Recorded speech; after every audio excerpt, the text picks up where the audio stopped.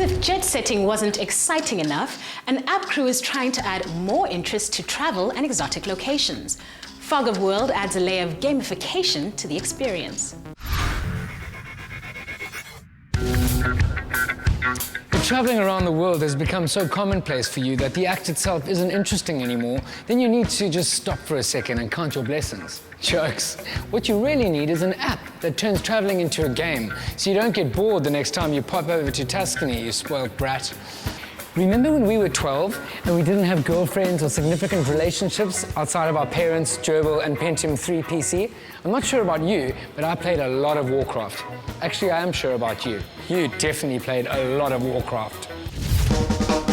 So you'll know what I'm talking about when I say that there's a particular joy in uncovering a world that isn't totally explored yet. Of course, in Warcraft and in games like it, the map is dark to indicate areas where your character hasn't ventured yet. And I'm here to tell you that Fog of War exists in real life too, in the actual world you live in.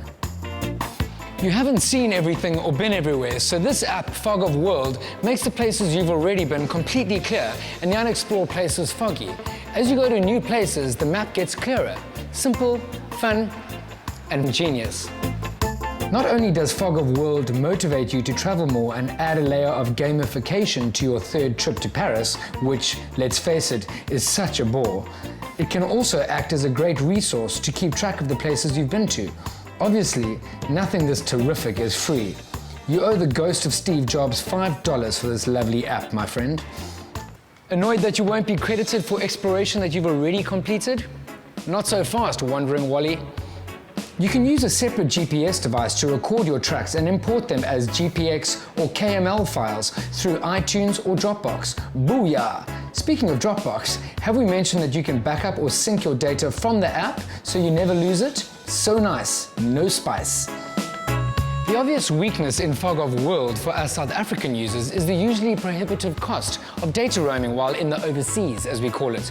Sure, you can buy a prepaid SIM for a local service provider relatively cheaply, but you probably won't be keen to keep data rolling 24/7 if you're on a travel budget, especially now that the Rand has waved the white flag against the dollar and the euro. And if data isn't on 24/7, there'll be gaps in your map that you'll have to cover again, which is toilet, just plain toilet. That said, Fog of World is just as delightful to use in your own city and actually provides a fairly compelling insight into how rarely one voyages off the beaten path of one's daily routine. And then there's the question of the battery drain. Fog of World requires the user, that's you, to keep the app open more or less permanently. In our thorough and extensive field testing, we found battery drain to be slightly pronounced, but not out of control. We compared it to leaving Bluetooth on. Tally ho and pip pip, men, there's a world out there to be explored. To the interior.